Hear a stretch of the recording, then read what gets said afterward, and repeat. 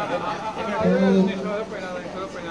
जैसा कि हमने पहले ही बताया है कि यह जो हमारा नाटक है यह पेशेंट पर आधारित है और इस कार्यक्रम में प्रतिभाग कर रहे हैं प्राथमिक विद्यालय मड़ैया के पूर्व छात्र और यूपीएस कन्या गौसपुर के वर्तमान छात्र जानसी रानी आर्यन और पीएस मड़ैया के वर्तमान छात्र उत्कर्ष और सुहानी प्रस्तुत यह व्यंग नाटक है। इस नाटक के अंतर्निहित मन को समझते हुए आप आनंद उठाएं। स्वागत है बच्चों।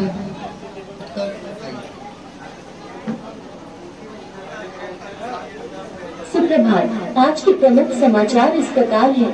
पाकिस्तान में आर्थिक मंदी, भारत की अर्थव्यवस्था को लगे पड़े। आगामी वित्तीय वर्ष में 6% तक की वृद्धि का अनुमान। अब खबरें राज्यों से। उत्तर प्रदेश की राजधानी लखनऊ में कर्मचारी संगठनों द्वारा पुरानी पेंशन के लिए जोरदार प्रदर्शन किया गया। कर्मचारी संगठनों का कहना है कि हमें नई नहीं पुरानी पेंशन ही चाहिए। अब तक प्राप्त खबरों के अनुसार सरकार की तरफ से इस पर कोई सकारात्मक प्रतिक्रिया नहीं दर्ज की गई है। इस आंदोलन को अनावश्यक और औचित्यविहीन बताते हुए सरकार ने नई पेंशन स्कीम को ज्यादा लाभकारी बताया है। अपने श्रोताओं को हम बताते चले कि वर्तमान में सभी विधायक और सांसद तथा अन्य नेतागण स्वयं पुरानी पेंशन स्कीम का लाभ उठा रहे हैं, परंतु जब बात कर्मचारी हित की आती है तो नीति निर्माता इसे देश विरोधी और राजकोष पर बोझ बढ़ाने वाला बताकर अपना पल्ला झाड़ रहे हैं। सालों साल बढ़ती हुई महंगाई दर, घटती बचत और निवेश क्षमता से परेशान कर्मचारी वृद्धावस्था में जीवन यापन कैसे करेगा? यह विचारणीय प्रश्न है। आप भी जरूर इस पर विचार करें। धन्यवाद।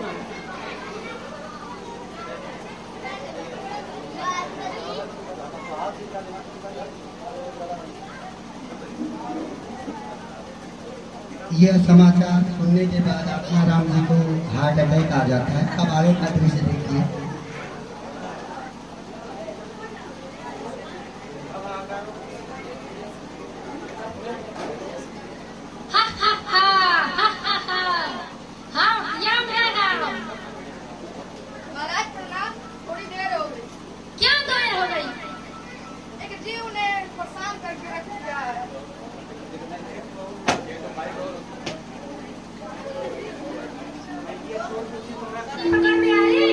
महाराज, रिकॉर्ड तो सब ठीक है।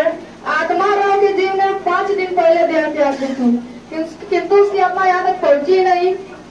5 दिनों में यमदूतों ने सारा ब्रह्मांड छान डाला, किंतु वो मिला ही नहीं। तब तो यह बहुत गंभीर विषय है।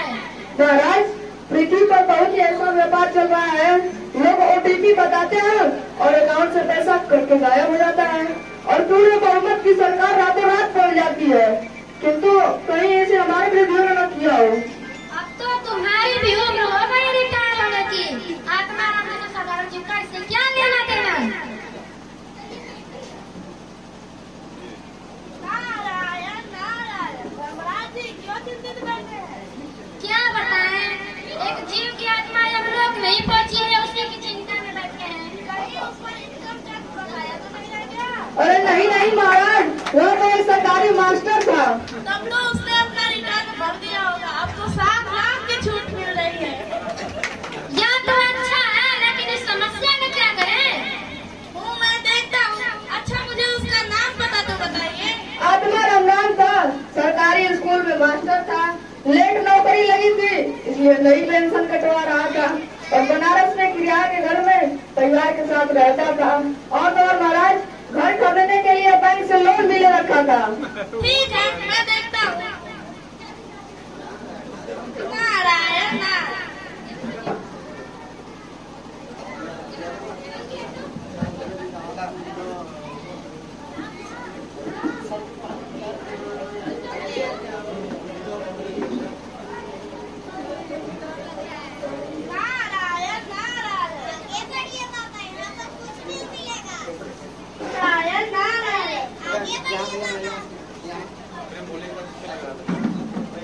अरे बेटा, मैं भीख मांगने नहीं आया हूँ।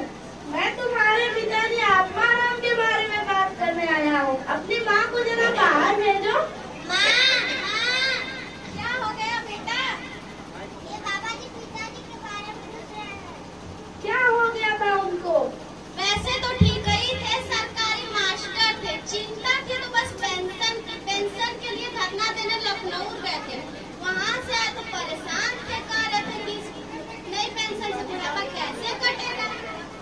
और अगले दिन मत रोइए माताजी। अच्छा मुझे ये बताइए उनका समय कैसे कटता था? और रोज का वही काम, स्कूल मीटिंग, बीआरसी, राशन, सब्जी, एमडी, बीटी, तो BRC training, school meeting, YouTube, BRC शिक्षा ट्रेनिंग, ये सब कोई मतलब ही नहीं रह गया। एक मास्टर और इतना काम। हाँ महाराज, आप सिद्ध पुरुष मालूम पड़ते हैं ना, कुछ ऐसा नहीं कर सकते कि उनकी पेंशन मिल जाए। माताजी हम यूट्यूब पर दिखने वाले साधु हैं नहीं जो हमारी बात कोई माने, फिर भी सरकारी दफ्तर पर जाकर देखता हूँ। ठीक है, नारायण नारायण नारायण नारायण। अरे इतना सारा काम है, चलो आ गया हूँ तो कुछ कर लेता हूँ।